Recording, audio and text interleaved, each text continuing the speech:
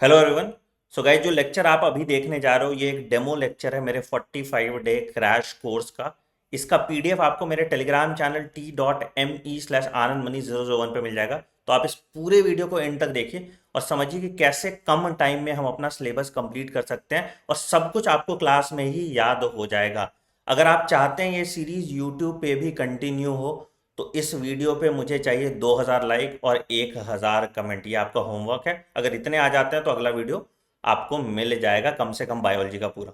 अगर आप crash course में इनरोल करना चाहते हैं बेटा तो 45 डे क्रैश कोर्स है, जहाँ पे पूरी बायोलॉजी हम इसी तरह से जैसे आप देख रहे हो वैसे कराएंगे।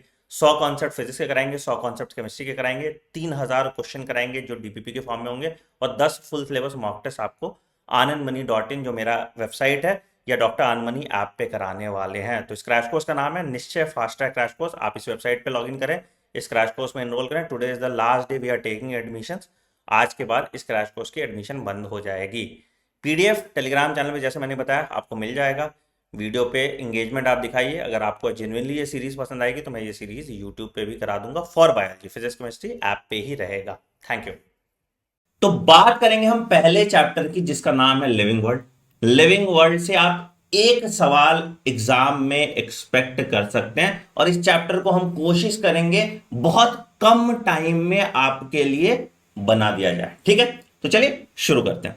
तो सबसे पहले इंट्रोडक्शन है। तो क्या भैया, लाइफ व्हाट इज लिविंग, इस पे सवाल आता है आपका कि कैसे तुम बता सकते हो कि कोई ऑर्गेनिज्म लिविंग है या नहीं। क्या फीचर होगा सर लिविंग ऑर्गेनिज्म का?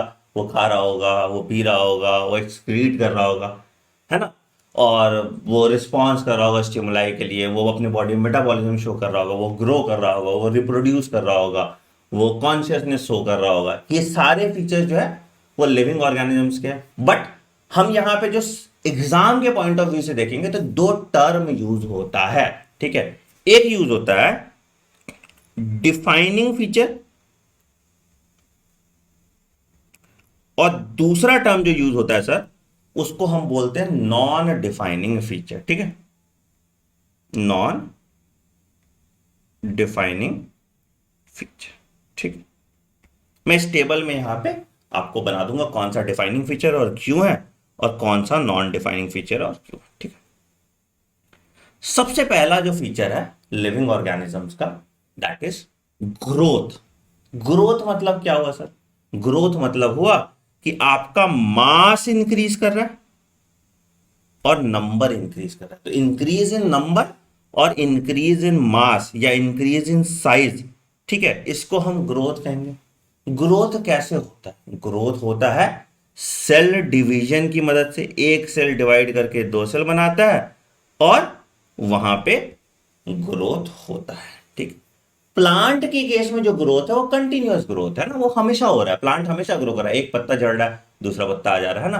प्लांट के केस में क्या है कि जो ग्रोथ है वो कॉन्टिन्यूअस है, हमेशा ही ग्रोथ हो रहा है through out the life span. But animal के केस में क्या होता है, जो ग्रोथ होता है एक सर्टेन एज तक होता है। तुम मेरी हाइट रोज बढ़ते हुए नहीं देख रहे होगे ना, तो ग्रोथ जो एनिमल के केस में हो रहा है वो कैसा हो रहा है?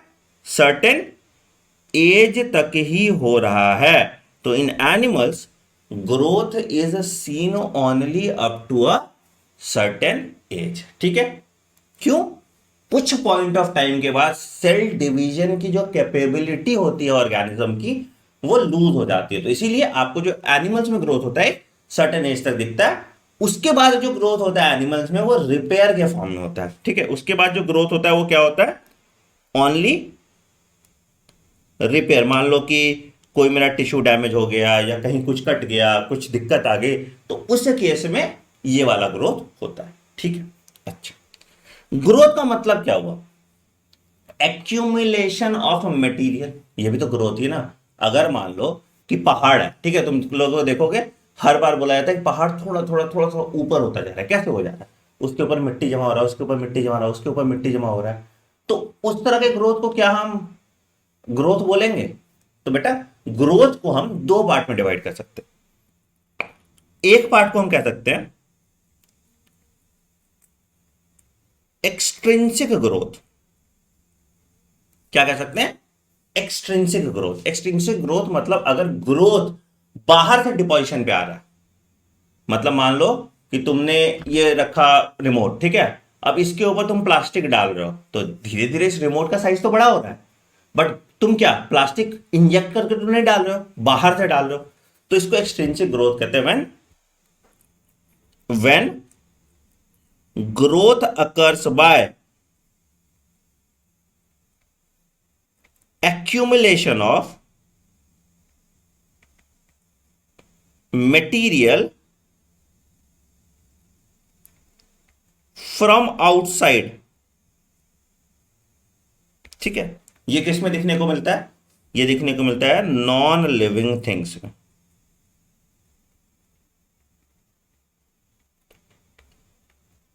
ठीक है, इंट्रिंसिक ग्रोथ क्या हुआ सर?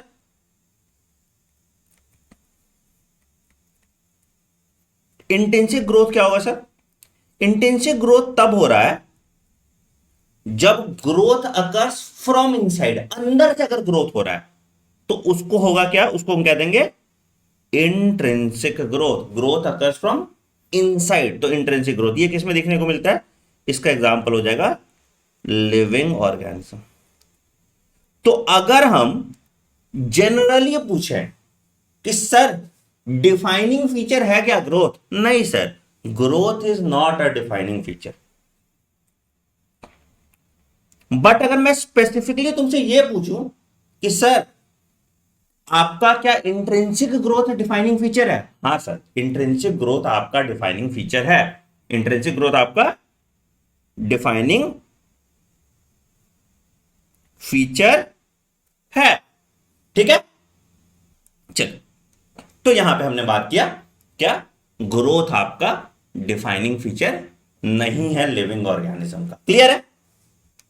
अगले टॉपिक पर आते हैं, दैट इज रिप्रोडक्शन। दूसरा टॉपिक जो है दैट इज रिप्रोडक्शन। तो रिप्रोडक्शन क्या हुआ sir? It is the production of a progeny having feature similar to those of their parents. Reproduction मतलब क्या हुआ? आप अपने जैसा और ऑर्गेनिज्म बनाते हो, उसको हम रिप्रोडक्शन कहते हैं। ठीक है, कुछ ऑर्गेनिज्म में, जिसको हम कहते हैं यूनिसेलुलर ऑर्गेनिज्म, ग्रोथ और रिप्रोडक्शन एक ही बात है, क्योंकि एक सेल है, वो डिवाइड करके दो सेल बनाया तो उसके लिए उसका वही ग्रोथ हो गया, उसके लिए वही रिप्रोडक्शन हो गया। तो कुछ ऑर्गेनिज्म में, in unicellular organism, growth and reproduction are the same thing because they reproduce by cell division. ठीक है सर, बहुत बढ़िया। लोअर ऑर्गेनिज्म में क्या क्या चीज का रिप्रोडक्शन आपको देखने को मिलता है? देखो, यही रिप्रोडक्शन के जो टर्म यूज किए गए हैं, यही टर्म आपको जो रिप्रोडक्शन ऑर्गेनिज्म में है वहां से पढ़ने पड़ेंगे, जो कि आपका आउट ऑफ एनसीईआरटी है। अब आपके नए सिलेबस में नहीं है, लेकिन यहां से उसका कनेक्ट बनता है ना। इसीलिए मैं रिप्रोडक्शन ऑर्गेनिज्म का एसेक्सुअल रिप्रोडक्शन वाला पार्ट आपको पढ़ने के लिए कहता हूं और मैं पढ़ाऊंगा भी। ठीक है, तो ध्यान से देखो। तो lower organism reproduce by different method such as budding. Budding से कौन रिप्रोड्यूस करता है सर? याद है आपको? एक्सोजीनस बडिंग से कौन रिप्रोड्यूस करता था अगर बर्ड बाहर बन रहा है? बताइए। तो एक्सोजीनस बडिंग से रिप्रोड्यूस करते थे हाइड्रा और ईस्ट। और अगर बर्ड अंदर बन रहा था, एंडोजीनस बर्डिंग कहते थे उसको। कौन रिप्रोड्यूस करता था सर? एंडोजीनस बर्डिंग, गेम्यूल, है ना, हमने पढ़ा था ना स्पॉन्जिला में। ठीक है, रीजेनरेशन मतलब क्या हुआ? रीजेनरेशन मतलब क्या हुआ सर? रीजेनरेशन मतलब अगर किसी एक पार्ट को काट दो और वो पार्ट डेवलप हो जाए या उससे नया ऑर्गेनिज्म डेवलप हो जाए तो उसको रीजेनरेशन कहते हैं। तो रीजेनरेशन का एग्जांपल क्या होता था? रीजेनरेशन दो तरह का होता था। ठीक है, एक को हम कहते थे मॉर्फोलैक्सिस। बोलोगे सर ये तो आपके एनसीईआरटी में है नहीं, बट इस पे सवाल आया हुआ है इसलिए मैंने लिखवा दिया। ठीक है, मॉर्फोलैक्सिस का एग्जांपल हो गया मतलब कि एक पार्ट से नया ऑर्गेनिज्म आ जाएगा तो उसको हम कहते हैं मॉर्फोलैक्सिस। क्या एग्जांपल हो जाएगा इसका? एग्जांपल हो जाएगा प्लेनेरिया। तो ये पार्ट ऑफ रिप्रोडक्शन हो गया। Morphallaxis is a part of reproduction. ठीक है, बट रीजनरेशन का दूसरा होता है, इसको हम कहते हैं एपीमॉर्फोसिस। एपी मतलब बाहर, मॉर्फोसिस मतलब पार्ट। तो एपी तो ओनली अगर एक पार्ट आया, एग्जाम्पल आपका क्या हो गया, इसका एग्जाम्पल आ गया आपका लिजर्ड का टेल। तो यहां पे क्या हुआ, सिर्फ एक पार्ट रीजनरेट हो रहा है, पूरा ऑर्गेनिज्म रीजनरेट नहीं हो रहा है। यहां पे सिर्फ एक पार्ट रीजनरेट हो रहा है, पूरा ऑर्गेनिज्म रीजनरेट नहीं हो रहा, तो यहां पे एपीमॉर्फोसिस कह देते हैं। ठीक है, तो lower organism reproduce by different method such as budding, regeneration etcetera. ठीक है, दो ही बात की है तो हम दोनों पे बात कर लेते हैं। ठीक है, उसके मेनी ऑर्गेनिजम्स रिप्रोड्यूस नहीं भी करते हैं। कौन कौन से ऑर्गेनिज्म जो रिप्रोड्यूस नहीं करते? म्यूल कैसे बनता है sir? Mule is formed by cross between horse and donkey. तो म्यूल कैसे बनता है? Horse is crossed by donkey, तो इससे म्यूल बनता है। तो इसमें क्या होता है कि इंड्योरेंस है डंकी वाली, इंड्योरेंस है हॉर्स वाली, खाना खाता है डंकी वाला, है ना। तो उससे क्या है कि वो कम बजट में अच्छा फंक्शन करके देता है, बट ये स्टेराइल होता है। ठीक है सर। वर्कर बीज क्या होते हैं सर? वर्कर बीज भी अगेन स्टेराइल होते हैं। वर्कर बीज फीमेल होती है। ठीक है, ये याद रखिएगा, जो वर्कर बीज है ये फीमेल होती है। ठीक है, और ये स्टेराइल होती है, तो मतलब ये रिप्रोड्यूस नहीं कर सकता।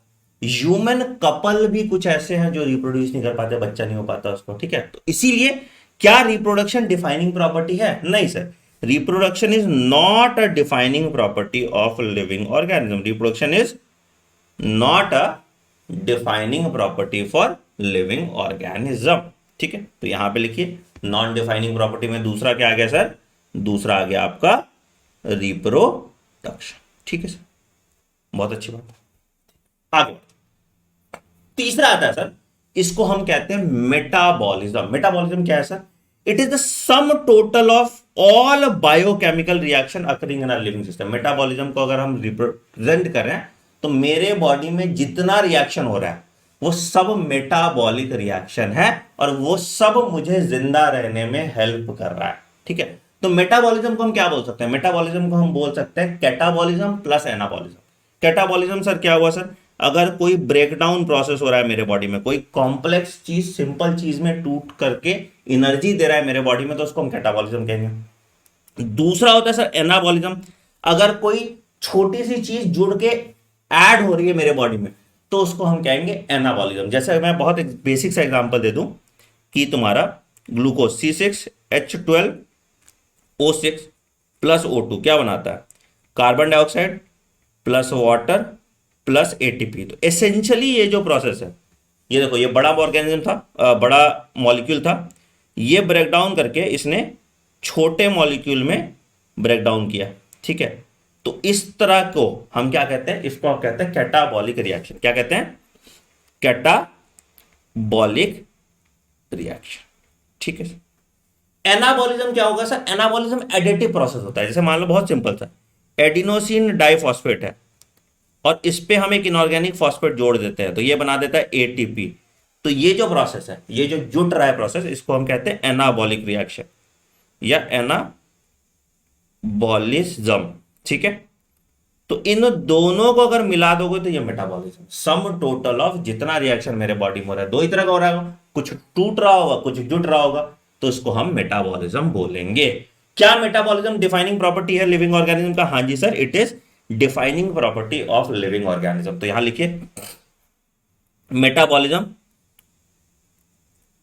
Is a defining property for living organism. ठीक है, अच्छा एक लाइन एनसीईआरटी का जो बड़ा आपको सताता था, उस लाइन पे भी हम बात कर लेते हैं। क्या लिखा हुआ है सर यहां पे कि metabolic reaction can be demonstrated outside the body in cell free system. अब जैसे मान लो कि एक वो है, मतलब एक टेस्ट ट्यूब में तुम किसी चीज को जला रहे हो या टेस्ट ट्यूब में कोई रिएक्शन कर रहे हो, तो वो तो है तो मेटाबॉलिक रिएक्शन ओनली, बट क्या वो लिविंग ऑर्गेनिज्म के अंदर हो रहा है? नहीं। वो लिविंग स्टेट में हो रहा है? नहीं। तो यही बात है कि हम इन रिएक्शंस को जो बॉडी के बाहर है, इनको लिविंग रिएक्शंस जरूर बोल देंगे, बट वो लिविंग ऑर्गेनिजम्स नहीं है। मतलब कि कोई भी non living thing metabolism exist नहीं कर रहा है ना, कोई भी non living thing metabolism exert नहीं कर रहा, ये बात ध्यान रखिएगा। ठीक है, क्लियर है? बहुत बढ़िया। अगला आता है सेल्यूलर ऑर्गेनाइजेशन। सेल्यूलर ऑर्गेनाइजेशन से मतलब क्या हुआ सर, कि हमारा क्या है, सेल बना, सेल से टिश्यू बना, टिश्यू से ऑर्गन बना, ऑर्गन से ऑर्गन सिस्टम बना, और ऑर्गन सिस्टम से ऑर्गेनिज्म बना। तो हम सब में सेल्यूलर ऑर्गेनाइजेशन होता है।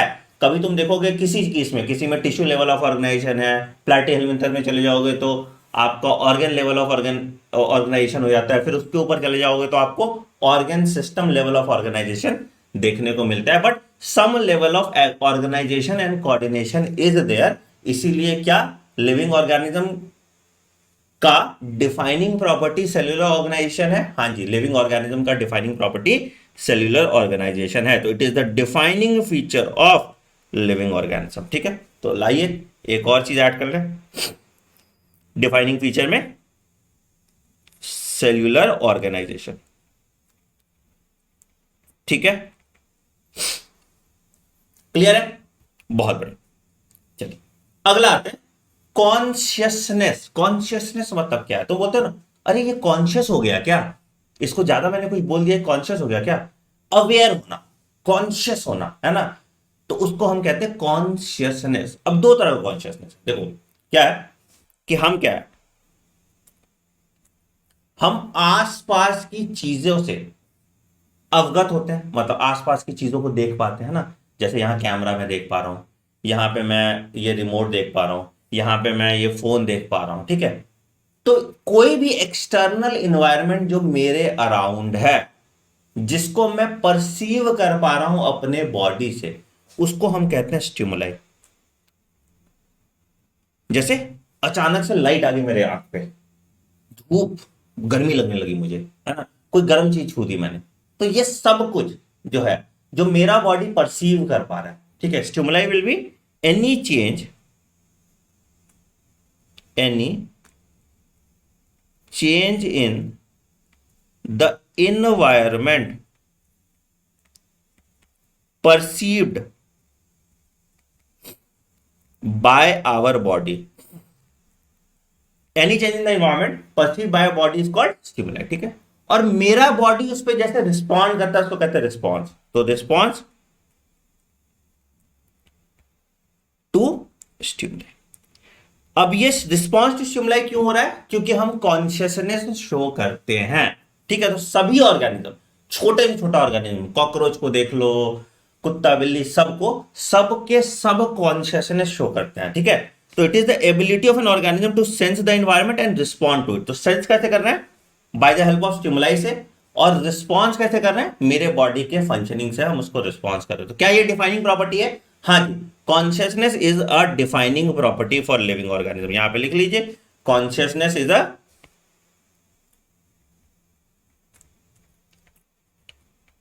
Consciousness is a defining property for living organism. ठीक है, अब एक और चीज है, एक और टर्मिनोलॉजी है जिसको हम कहते हैं सेल्फ कॉन्शियसनेस। क्या सेल्फ कॉन्शियसनेस डिफाइनिंग प्रॉपर्टी है? क्या सेल्फ कॉन्शियसनेस डिफाइनिंग प्रॉपर्टी है लिविंग ऑर्गेनिज्म का? नहीं जी, सेल्फ कॉन्शियसनेस सिर्फ डिफाइनिंग प्रॉपर्टी है ह्यूमन बीइंग का। सेल्फ कॉन्शियसनेस क्या हो गया? खुद के होने का एहसास, सेल्फ अवेयर। तुम देखो, मैं क्लास आऊंगा तो थोड़ा बहुत बाल वाल अपना ठीक कर लूंगा, ठीक है, बट टॉबी बाहर घूमने जा रहा है, टॉबी थोड़ी बोल रहा है यार आईना कंघी लेके आओ, टॉबी मेरा डॉग, ठीक है। या किसी बिल्ली को देखो अपना बाल सेट कर रहा है, आज मैं हैंडसम लग रहा हूं कि नहीं, बट आदमी को देखोगे, लड़के को देखोगे, ऐसे ऐसे करते रहेंगे, अरे यार ऐसा बॉडी ऐसे जिम में ऐसे करते रहेंगे। कोई कुत्ता थोड़ी देखने जा रहा है कि उसका एप्स बना या नहीं बना, तो they are not self aware, है ना। तो खुद के होने का एहसास को हम कहते हैं सेल्फ कॉन्शियसनेस। खुद के होने का एहसास को हम कहते हैं सेल्फ कॉन्शियसनेस, ठीक है। तो it is the defining property for human being. सिर्फ human being self consciousness show करता है। Defining property for human beings. अब यहां पे एक सवाल आता है, जो कोमा पेशेंट्स है, जो कोमा पेशेंट है, पेशेंट ना बोलते हैं कोमा में चला गया, तो वो तो परसीव नहीं कर पा रहा स्टिमुलाई, तो क्या वो लिविंग होगा या नॉन लिविंग होगा? ठीक है, तो जो कोमा पेशेंट है तो they are neither living nor non living, ठीक है, neither living nor non living, ठीक है। ठीक, इंटरेक्शन अगेन इसी कारण से हो रहा है आपके बॉडी में इंटरेक्शन, तो ये अगला प्रॉपर्टी हो गया, दैट इज इंटरेक्शन। ठीक है, तो all living phenomena are due to underlying interaction, consciousness वाले सारे फिनोमिना भी अंडरलाइंग इंटरेक्शन के थ्रू ही हो रहा है। ठीक है, तो आपको डिफाइनिंग और नॉन डिफाइनिंग प्रॉपर्टी मैंने पूरा अच्छे तरीके से बता दिया, आई होप सब कुछ क्लियर होगा। चलिए अगले टॉपिक पे आते हैं, that is diversity of living world या डाइवर्सिटी इन लिविंग वर्ल्ड। ठीक है, तो डाइवर्सिटी मतलब क्या हुआ, अलग अलग तरह का, है ना, डिफरेंट चीज देखने को आपको मिलता है, उसको हम डाइवर्सिटी कहते हैं। ठीक है, तो क्या, the number and types of organism present on the earth, इसको हम कहते हैं बायोडाइवर्सिटी। कितना है सर, जितना अभी तक पता चल गया, that is 1.7 to 1.8 million organisms इतने डिस्कवर हो गए हैं। ठीक है, अगर तुम मे का ग्लोबल वो मानो कि मे ने क्या रेकमेंड किया, बायोडाइवर्सिटी चैप्टर में आप पढ़ते तो बोलता है 7 मिलियन हो गई है। ठीक है, बट अभी तक जितने डिस्क्राइब्ड है that is 1.7 to 1.8 million species, तो इतने डाइवर्स ऑर्गेनिज्म प्रेजेंट है। ठीक है, तो ऑब्वियसली हमको इसको ढंग से क्लासिफाई करना होता है, इनको आइडेंटिफाई करना पड़ता है और इनके बारे में पढ़ना पड़ता है। तो यही वाली बात करें तो इनकी जो पढ़ाई होती है इसको हम कहते हैं सिस्टमैटिक्स। और टैक्सोनॉमी क्या है, it is the study of identification, classification, nomenclature of organism. तो इन ऑर्गेनिज्म को आइडेंटिफाई करना, इनका कैरेक्टर बताना, इनको क्लासिफाई करना और इनका नाम डालो, तो ये सबके स्टडी को हम टैक्सोनॉमी कहते हैं। और ये जो पूरा ब्रांच है उस ब्रांच को हम सिस्टमैटिक्स कहते हैं। तो जो ये ब्रांच है इस ब्रांच को हम सिस्टमैटिक्स कहेंगे और जो स्टडी है इस स्टडी को हम टैक्सोनॉमी कहते हैं।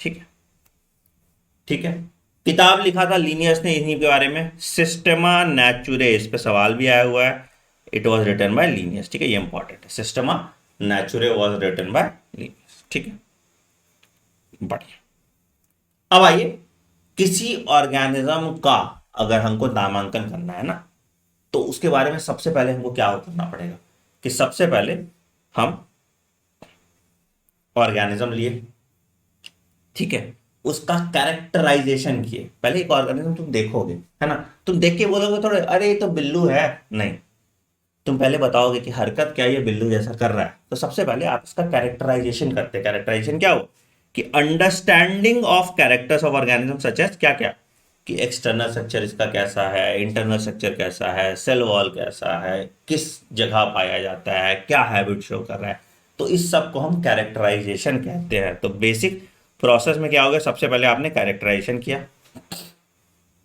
इस कैरेक्टराइजेशन के बाद आपने इन ऑर्गेनिज्म को आइडेंटिफाई किया कि मतलब इसका करेक्ट डिस्क्रिप्शन डाल पाया। ठीक है, अब डिस्क्रिप्शन के बेसिस पे ये कौन से ग्रुप में आ रहा है, तो उस ग्रुप में हमने उसको क्लासिफाई किया और उसके बाद इसका नाम रखने की बारी आई कि भाई सब जगह इसको सेम नाम से जाना जाए, सब जगह इसको सेम नाम से जाना है। मान लो कि आज तुम यहां पे बोल दोगे बैगन, है ना, कहीं और जाके बोलो कि भाई बैगन, तो उसको समझ में क्या बैगन बैगन बोल रहा है, उसको लगे कोई मीम शेयर कर रहे हो, है ना। तो इसीलिए एक स्टैंडर्ड नाम होना बहुत जरूरी है और स्टैंडर्ड नाम एक प्रोसेस के द्वारा किया जाता है, उस प्रोसेस को कहते हैं हम नोमेनक्लेचर। तो 4 स्टेप है, कैरेक्टराइजेशन, आइडेंटिफिकेशन, क्लासिफिकेशन और नोमेनक्लेचर। ठीक है, तो these are the 4 step for the basis of taxonomy. इसी सीक्वेंस में होता है कैरेक्टराइजेशन, आइडेंटिफिकेशन, क्लासिफिकेशन, नोमेनक्लेचर। ठीक है, तो कैरेक्टराइजेशन में क्या हुआ, हम कैरेक्टर बताए। आइडेंटिफिकेशन में क्या हुआ, सही आइडेंटिफिकेशन किया, आइडेंटिफाई किया ऑर्गेनिज्म को।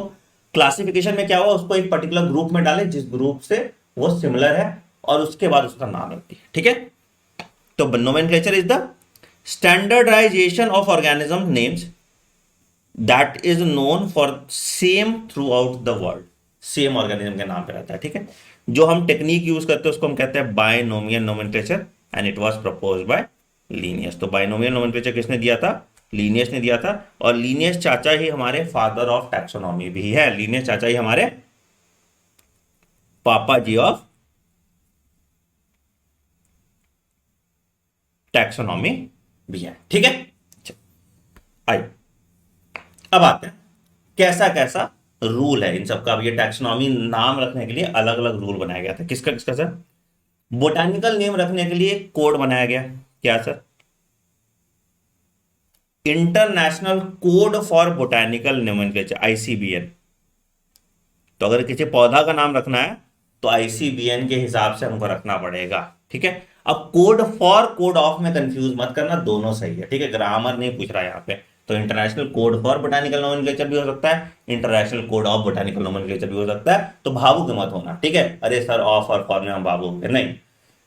तो अगर किसी भी प्लांट की बात करेंगे तो आईसीबीएन का टेक्निक यूज करेंगे जो आईसीबीएन ने स्थापित किया।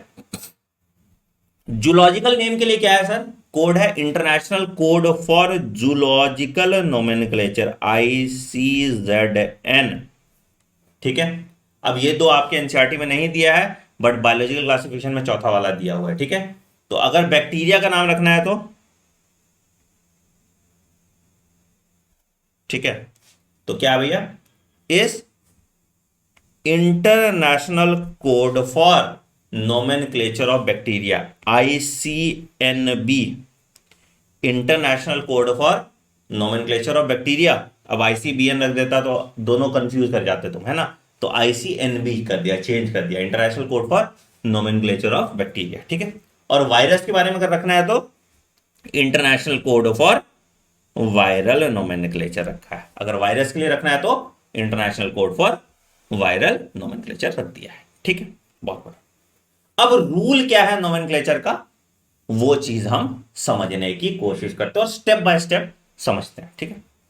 तो अगर मान लो कि हमारा एक प्लांट है प्यारा, आम का सीजन भी आने वाला है, जिसका नाम है मैंगो। तो मैंगो तो कॉमन नेम हो गया, ठीक है, मैंगो, ठीक है।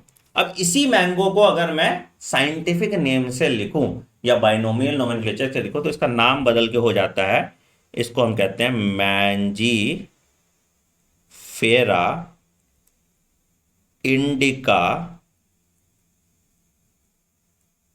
लिन। क्या नाम है इसका? मैंजी फेरा इंडिका लिन। अब इसके रूल देखो, सिर्फ इस नाम को देख के तुमको समझ में आ जाएगा। तो ये जो पहला नाम है देखो, ये जो पहला है इसको हम कहेंगे जेनरिक नेम या जीनस, ठीक है। क्या कहेंगे इसको? जो पहला इसको हम कहेंगे जेनरिक नेम या इसको हम कहेंगे जीनस, ठीक है।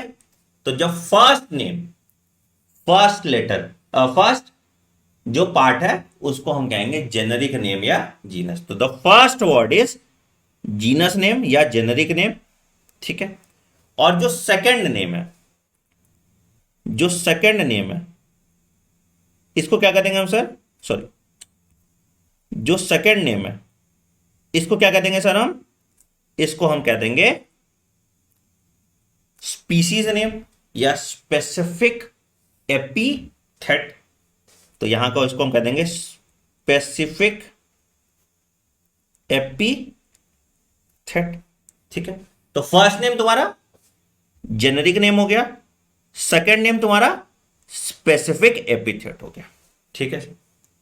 अच्छा, जेनरिक नेम का पहला लेटर जो है, जेनरिक नेम का पहला लेटर जो है ये कैपिटल में, और वही अगर मैं स्पेसिफिक नेम का देखूं या स्पेसिफिक एपिथेट का देखूं तो ये स्मॉल लेटर में, ठीक है। अगर इस नाम को मैं, अगर इस नाम को मैं प्रिंट करा रहा हूं, जितने भी जेनरिक नेम मैं प्रिंट करा रहा हूं, तो अगर मैं इसको प्रिंट करा रहा हूं तो जब भी मैं इसको प्रिंट करा रहा हूं ये इटैलिक्स में होगा। क्यों? ताकि ये बताए कि ये लैटिन ओरिजिन का है। जनरली जो आपका सारा भी बायोलॉजिकल नोमेनक्लेचर है वो लैटिन में होता है। क्यों Latin? Because Latin is a dead language, इसमें कोई चेंज नहीं आएगा, है ना। कल को मुझे कुछ मन कर जाए बैगन को कुछ और बोलने के लिए तो मैं वो नहीं बोल पाऊंगा, ठीक है। तो Latin is a dead language, इसलिए अगर हम इसको जब प्रिंट करते हैं तो इटैलिक से प्रिंट करते हैं, शोइंग इस लैटिन ओरिजिन। और जब हम इसको हाथ से लिखते हैं, हैंड रिटन होता है, तो कैसे होता है सर, हम इसको सेपरेटली अंडरलाइन करते हैं, हम इसको सेपरेटली अंडरलाइन करते हैं। तो हैंड रिटन है तो अंडरलाइन। तो ये जो हम अंडरलाइन या इटैलिक्स में प्रिंट करा रहे हैं, क्यों करा रहे हैं, ताकि हम इसका लैटिन ओरिजिन शो कर पाए, ताकि हम इसका लैटिन ओरिजिन शो कर पाए। ठीक है, तो पहला रूल क्या है sir, first word generic name, second word specific epithet. ठीक है, दूसरा क्या, genus name will start with capital letter and species name will start with small letter. ठीक है, तीसरा point, name of author appears at the end of the biological name. ये जैसे Linnaeus ने इसको लिखा था नाम, तो नेम ऑफ ऑथर लास्ट में आता है। ठीक है, तो इसीलिए मैंजीफेरा इंडिका लिन हो जाता है। ठीक सर, ठीक सर, ठीक सर। क्या है, इट इज इन लैटिन। तो यहां पे याद रखिएगा कि अगर प्रिंटेड इन इटैलिक्स और अगर हैंड रिटन है तो अंडरलाइन,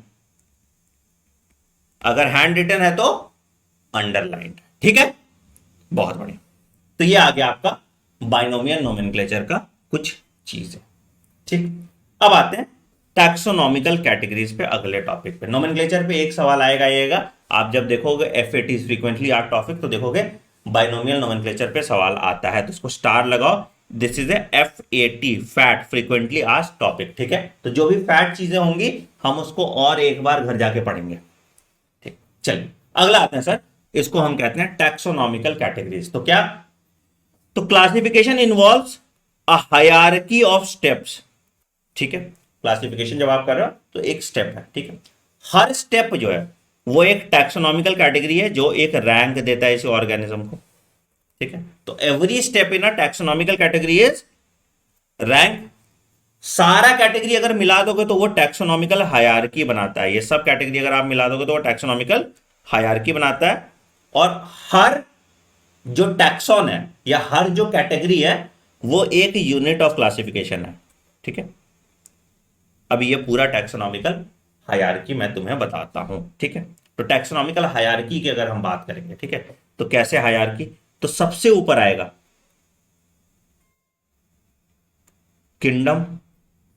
ठीक है, उसके नीचे आ जाओगे तो आ जाएगा आपका फाइलम। फाइलम किस में होता है सर, एनिमल्स में होता है। और अगर प्लांट्स की बात करोगे तो क्या आ जाएगा सर, डिवीजन। डिवीजन किस में होता है सर, प्लांट में होता है। ठीक है, उसके बाद आओगे तो आएगा क्लास, उसके बाद आओगे तो आएगा ऑर्डर, तो उसके बाद आओगे तो आएगा फैमिली, उसके बाद आओगे तो आएगा जीनस, और उसके बाद आओगे तो आएगा स्पीसीज। ठीक है, तो ये लोएस्ट कैटेगरी ये हो गया।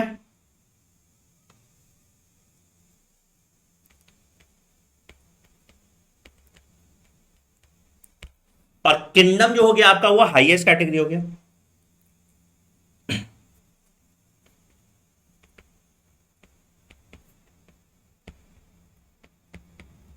ठीक है, तो जैसे आप नीचे से ऊपर जाते जाएंगे, जैसे आप नीचे से ऊपर जाते जाएंगे, जो आपका सिमिलर कैरेक्टर्स है वो क्या हो जाएगा, कम होता जाएगा। सिमिलर कैरेक्टर्स क्या हो जाएगा, सिमिलर कैरेक्टर्स क्या हो जाएगा,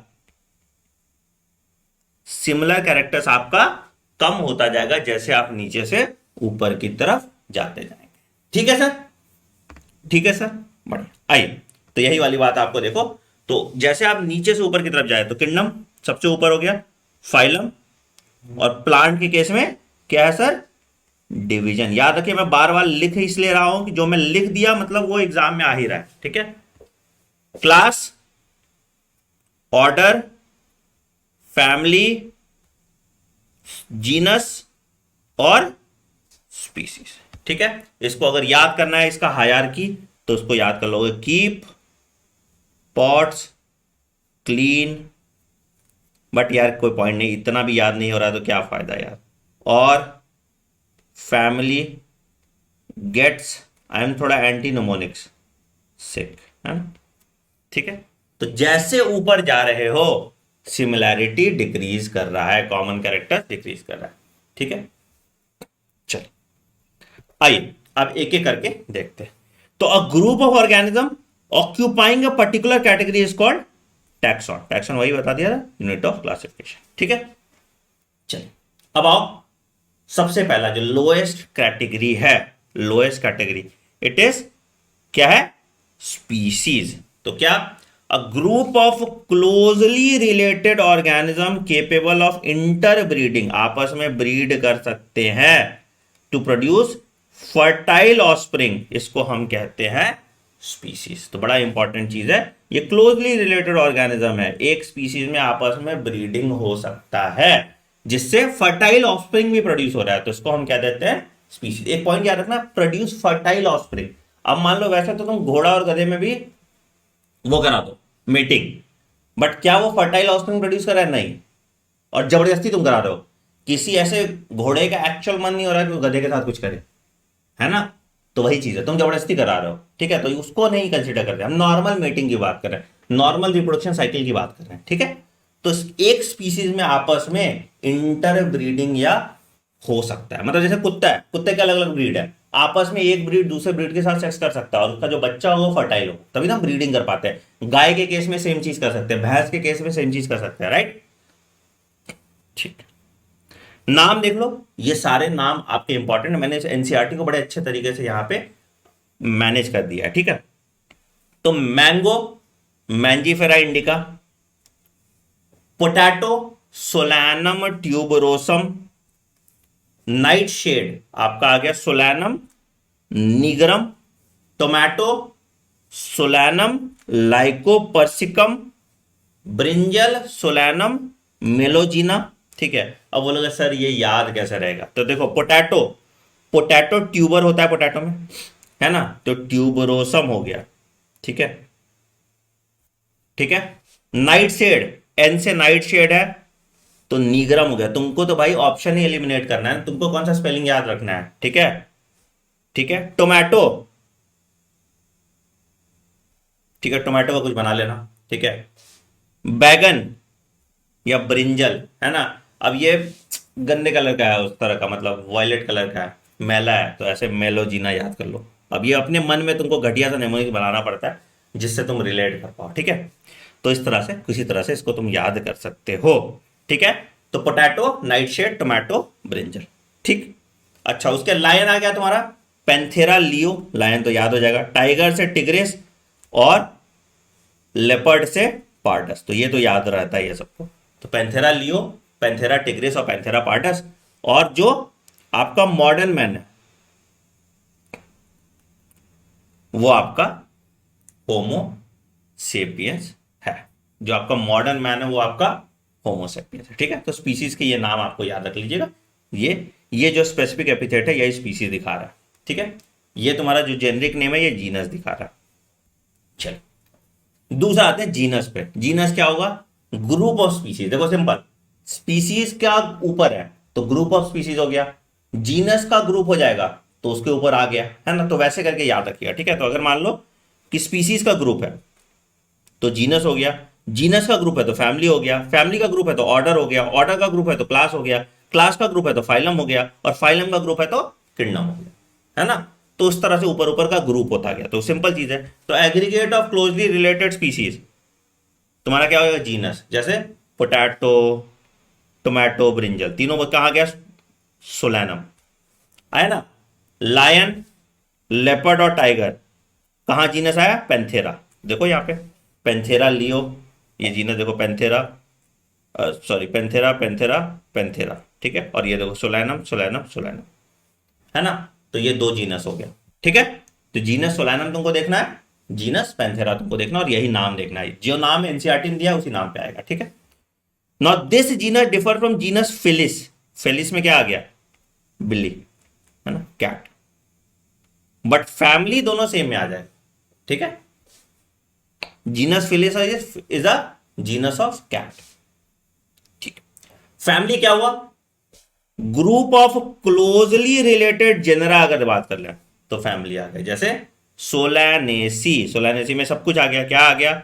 सोलैनम आ गया, पिटूनिया आ गया और धतूरा आ गया। तो तीनों मिला दोगे तो सोलैनेसी हो गई। ठीक है। फेलिडे में क्या आ गया? देखो, पेंथेरा आ गया और फेलिस आ गया। तो कैट फैमिली, इसीलिए बिल्ली को शेर की मौसी कहा जाता है। कैट फैमिली से, परिवार एक है दोनों का, है ना। तो हरकत उसकी शेर वाली ही होती है। ठीक, ठीक है सर। तो फैमिली फेलिडे में क्या आ गया सर? पेंथेरा और फेलिस। फेलिडे ए ई लगाया तो फैमिली आ गया। ठीक है। तो ग्रुप ऑफ क्लोजली रिलेटेड जिनरा आपका फैमिली आ गया। ठीक है। उसके बाद आओगे ऑर्डर, तो ग्रुप ऑफ फैमिली ऑर्डर बना देगा। ठीक है। तो इस पे सवाल भी आया, ऑर्डर पॉलीमोनियल्स। ऑर्डर पॉलीमोनियल जो है आपका, इसमें क्या कौन कौन से फैमिली आ गए? कॉन्वोल्यूसे आ गई, सोलानेसी आ गई। तो सोलानेसी में और कॉन्वोलेसे में, ठीक है, फैमिली में क्या आ गया? Order Polemoniales. प्लीज इसको मार्क कर दिए, ऑर्डर पॉलीमोनियल्स आ गया। ठीक है। कार्निवोरा में दोनों आ गया, फैमिली फेलिडे कैट फैमिली और फैमिली कैनिडे, इसको डॉग फैमिली कहते हैं। तो ये कैट फैमिली भी आ गया और ये डॉग फैमिली भी आ गया। तो कैनिडे तुम्हारा डॉग फैमिली हो गया, फेलिडे तुम्हारा कैट फैमिली आ गया। कहां पे आया सर? ये ऑर्डर कार्निवोरा में आ गया। ये ऑर्डर कार्निवोरा में आ गया। क्लियर है? ठीक है। तो पॉलीमोनियल्स, कॉन्वोल्यूसे और सोलानेसे, कार्निवोरा, फेलिडे और कैनिडे। ठीक। जितनी बार बोलोगे मेरे साथ उतना जल्दी याद होगा। क्लास क्या है? ग्रुप ऑफ ऑर्डर को हम क्लास कह देते हैं। ठीक है। तो क्या सर? प्राइमेटा, प्राइमेट्स कहते हैं ना, तो इसमें कार्निवोरा वगैरह सारा प्राइमेट्स में आ जाता है। प्राइमेटा होता है, नॉन प्राइमेटा होता है। ठीक है। ठीक है। तो जो ये ऑर्डर प्राइमेटा है, कार्निवोरा है, ये सब किस में आ गया? ये सब मैमल्स में आ गया। क्लास, क्लास मैमलिया आ गया। ठीक है। तो प्राइमेटा, कार्निवोरा वगैरह सब किस में आ गया? मैमलिया में आ गया। ठीक है। फाइलम में आएंगे तो अगेन असेंबलेज ऑफ क्लास, तो ये फाइलम हो गया। Division in case of plant, जो ऑलरेडी मैंने तुम्हें बता दिया। ठीक है। तो क्या भैया? एम्फीबिया, रेप्टाइल्स, बर्ड्स, मैमल्स, सब कहां आ गया? फाइलम कॉर्डेटा में। और बाकी सारे किस में आ गए? बाकी सारे आ गए नॉन कॉर्डेट में। तो यहां पे फाइलम क्या हो गया सर? कॉर्डेटा। ठीक है। उसके बाद आ गया किंगडम, हाईएस्ट टैक्सोनॉमिकल कैटेगरी है तो किंगडम आ गया। ठीक है। तो जैसे किंगडम प्लांटे हो गया, एनिमिलिया हो गया, मोनेरा हो गया, है ना। 5 किंगडम क्लासिफिकेशन दिया था जो हम अगले चैप्टर में पढ़ेंगे।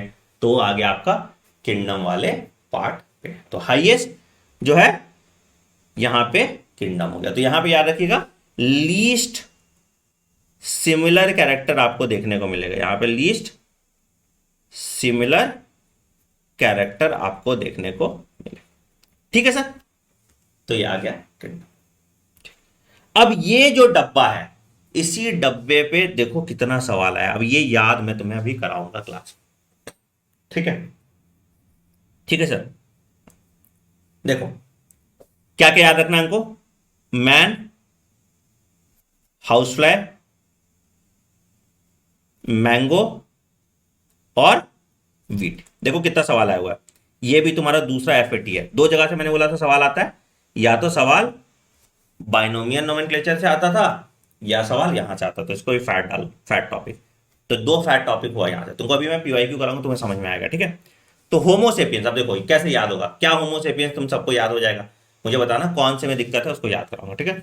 तो होमो मतलब पहला दैट इज जेनरिक नेम, और दूसरा हो गया स्पेसिफिक एपिथेट। तो तुम्हारा स्पेसिफिक एपिथेट तो तुम बता ही दोगे, जेनरिक नेम भी तुम बता ही दोगे। ठीक है। क्लियर? फैमिली, होमो से होमिनेडे आ गया तो फैमिली भी तुम बता ही दोगे। होमो से होमिनेडे आ गया, फैमिली बता दोगे। ठीक है। हम प्राइमेट्स हैं, पता है ना, प्राइमेट्स है तो प्राइमेटा आ गया। मैमल है अंडा देते हुए तो देखा नहीं है, तो मेमेलिया आ गया। और कॉर्डेट्स है तो कॉर्डेटा आ गया और एनिमिलिया आ गया। ह्यूमन बीइंग को याद करने में किसी को कोई दिक्कत है? कौन सा निमोनिक चाहिए इसके लिए तुमको यार? लोग कहानी बनाते हैं, है ना? सिंपल है, बहुत बढ़िया। दूसरा आते हैं sir house fly. House fly को बोलते हैं मस्का डोमेस्टिका। डोमेस्टिका क्यों भैया? घर में तुम्हारे दिखता है। मस्का क्यों? मस्का मारती रहती है, ऐसे पैर ऐसे इस पंख इतराती रहती है ना, तो मस्का डोमेस्टिका। तो भैया डोमेस्टिका तुम्हारा स्पीसीज नेम आ गया, ठीक है, स्पेसिफिक एपिथेट कह लो। मस्का तुम्हारा जेनरिक नेम आ गया। अब देखो मस्का से मूसीडे है, कर लोगे, ठीक है।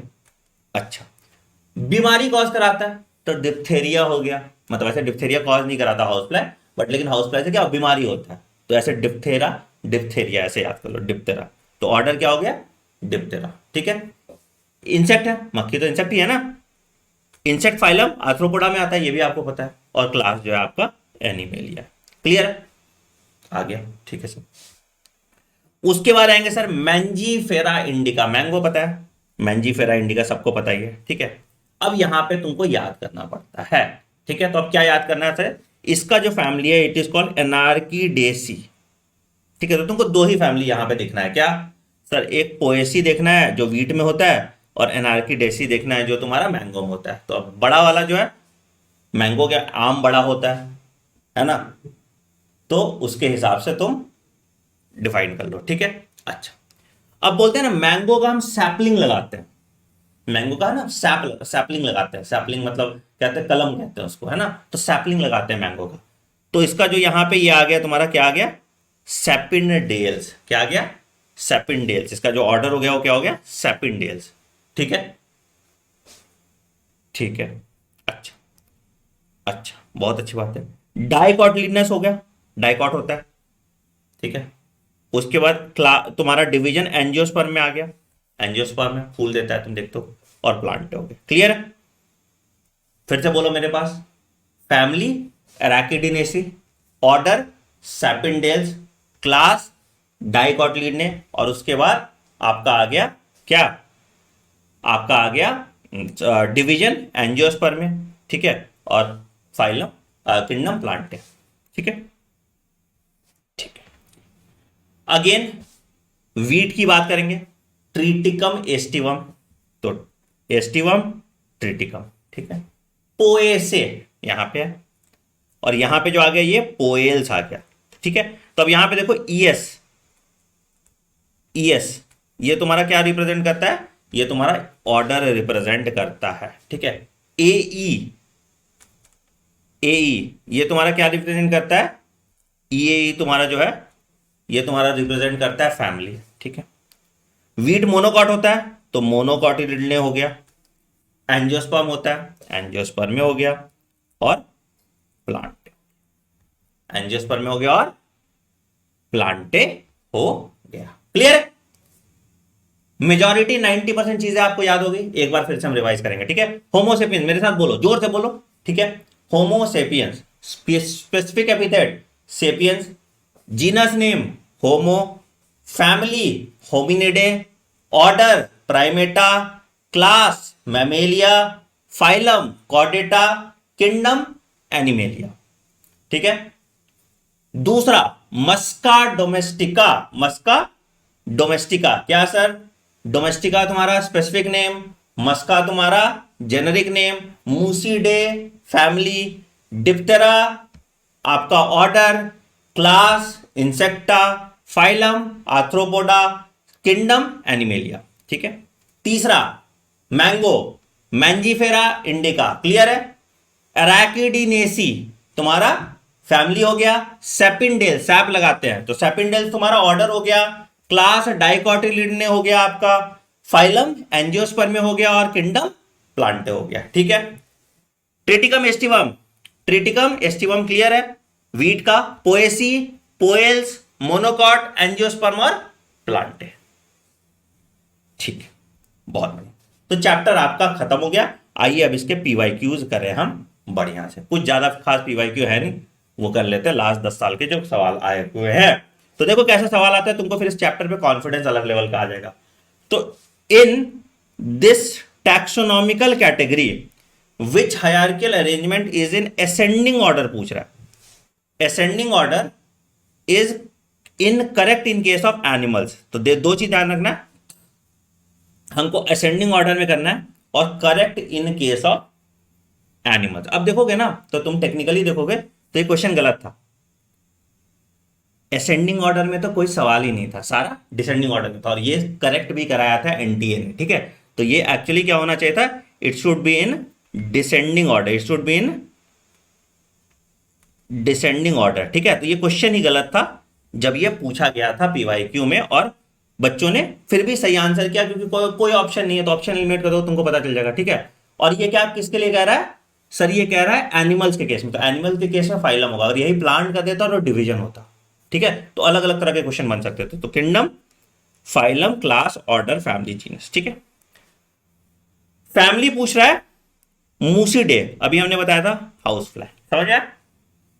ठीक, टैक्सोनॉमिकल मैं दिखाना चाहता था तुम लोगों की 10 साल में, इस पे जो टैक्सोनॉमिकल एड्स होते थे उस पर सवाल आता था, ये आपको नहीं पढ़ना, मैंने इसको काट दिया, अब आपको इस पर सवाल नहीं आएगा। ठीक है, select the correctly describe scientific name by Carlos Linnaeus. तो क्या सर, मैंजीफेरा इंडिका लिन, ये वाला करेक्ट साइंटिफिक नेम आ जाएगा, है ना, बिल्कुल सही। Which of the following is against the rule of ICBN, क्या hand written scientific name should be underline, हम करते हैं बिल्कुल। Every specific species should have a generic name and specific epithet, ठीक है। Scientific names are in Latin and should be italicised, बिल्कुल। Generic name and specific name should be written starting, नहीं, generic name किस पे होता है, generic name तुम्हारा capital letter से स्टार्ट होता है और स्पेसिफिक एपिथेट तुम्हारा स्मॉल लेटर स्टार्ट होता है, तो डी आ गया। ठीक है, ठीक। अब ये देखो, ये वाला क्वेश्चन भी तुम्हारा आउट ऑफ एनसीईआरटी था। ठीक है, उसके बाद आइए, ये वाला भी क्वेश्चन तुम्हारा आउट ऑफ एनसीईआरटी, आज मतलब नए एनसीईआरटी में नहीं है, तो इसको भी हमने हटा दिया। ठीक है, उसके बाद आ जाओ यहाँ पे, अब देखो इस पे सवाल आया था, देखो सेम वही इस पे भी आ गया था। ठीक है, देखो किस तरह का सवाल आता है और कितना इजी आता है, तुम क्यों कंफ्यूज करोगे इसमें, बिल्कुल नहीं करोगे, है ना। अब देखो कौन कौन सा किसमें है, तो फाइलम आर्थ्रोपोडा, है ना, फाइलम आर्थ्रोपोडा। देखो ये सेम टेबल फॉलो करो, इसलिए मैं कहता हूं, मतलब कहां से सवाल आता है, एफएटी क्यों कहते हैं, मैं देखो यहां पे देखो इसमें सब सवाल है ना, इसलिए ये टैग किया हुआ है हमने, है ना। तो क्या था, फैमिली मूसिडे था, ऑर्डर डिप्थेरा था, क्या था, फैमिली मूसिडे था, ऑर्डर डिप्थेरा था, और क्लास इंसेक्टा था, है ना। तो 1 का 3। अब देखो इसमें क्या, ऑप्शन एलिमिनेट करके भी काम कर सकते थे, अगर तुमको याद ना रहे तो इस तरह के मैच द फॉलोइंग आ जाए तो ऑप्शन एलिमिनेट करके भी काम कर सकते हो तुम। ठीक है, तो 1 का 3, बी का 1 देख लो, पहले ऑप्शन सिर्फ 2 पता होता तुमको, बाकी 2 तुम कर लेते। ठीक है, अगला, nomenclature is governed by certain universal rules. Which one of the following is contrary to the rules of nomenclature? Same nomenclature वाले रूल पे सवाल फिर से आया, रिपीट। ठीक है, तो first word in the biological name represent the genus name and the second is the specific epithet. ठीक है, the names are written in Latin are italicised, when written by hand the names are to be underlined. Biological names can be written in any language. It is wrong. It can be written only in Latin language, तो ये गलत हो जाता है। ठीक, आखिरी, अब देखो यहां पे, एक सवाल पूछा गया है जिसपे तुम्हारा आउट ऑफ एनसीईआरटी तुमको लगेगा, बट ये चीज एनसीईआरटी में डला हुआ है। क्या, study the 4 statement 1 to 4 given below and select the 2 correct out of them. ठीक है, तो क्या दिया, पहला definition of biological concept of species was given by Ernst Mayr. अब बोलोगे सर ये अर्नेस्ट मेयर तो आपने पढ़ाया ही नहीं, अर्नेस्ट मेयर कहां से आ गया, बेटा अर्नेस्ट मेयर आपके एनसीईआरटी के पहले पेज पे लिखा हुआ है ना, तो बिल्कुल सही है sir. Definition of biological species was given by Ernst Mayr, please इसको नोट डाउन कीजिए, इट इज इंपॉर्टेंट। ठीक है, इसको अपने कॉपी में नोट कीजिए, इट इज इंपॉर्टेंट। ठीक है, photo period does affect different reproduction in plant, बिल्कुल सही। Binomial nomenclature was given by Linnaeus. ठीक है, in unicellular organism reproduction is synonymous to growth. In unicellular organism ये does not affect reproduction, it does affect reproduction, ये गलत है, it does affect reproduction है ना, ठीक है। It was given by Linnaeus, तो आंसर हो गया in unicellular organism reproduction is synonymous to growth, answer तुम्हारा सी आ गया, ठीक है।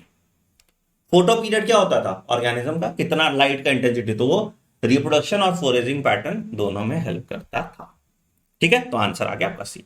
इतने ही पीवाईक्यूज आपके थे, ठीक है। तो चैप्टर आपका द एंड हो गया है ना, चैप्टर आपका द एंड हो गया, ठीक है। अब कुछ चीजें हम बात करेंगे बेटा, थोड़ी देर 2 मिनट में बात करूं, मैं तुम्हें समझाना चाहता हूं कुछ। क्या इस चैप्टर में कोई दिक्कत था, हमने 1 घंटे से भी कम समय में इस चैप्टर को कंप्लीट कर दिया, क्या इस चैप्टर में आपको कोई भी दिक्कत है, सब कुछ क्लास में याद हो गया, पीवाईक्यूज भी हमारे हो गया, और हमको 3 जगह से पता चला मैक्सिमम क्वेश्चन आते हैं। कहां कहां से क्वेश्चन आते हैं सर, सबसे पहला क्वेश्चन आपको देखने को मिला कि हमको बाइनोमियल नोमेनक्लेचर अच्छे से पढ़ना है ना। दूसरे जगह हमको क्वेश्चन देखने को मिला कि टैक्सोनॉमिकल हायरार्की पे क्वेश्चन आ जा रहा है,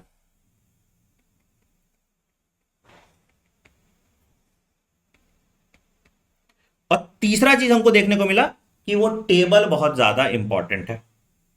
तो हम इन 3 चीज, जो ये 3 चीज जो मेरा फ्रीक्वेंटली आज टॉपिक है, हम इसको अच्छे से करेंगे, हाँ या नहीं, इसको ज्यादा ध्यान देंगे, ठीक है।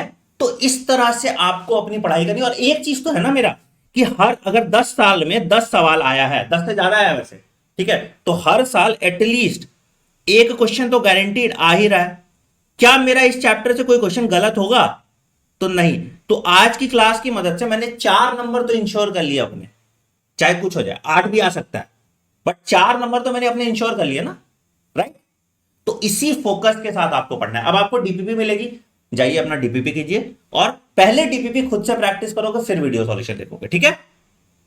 नहीं, इसके बाद कुछ नहीं पढ़ना भैया, बहुत पढ़ा दिया, ठीक, डन डन डन।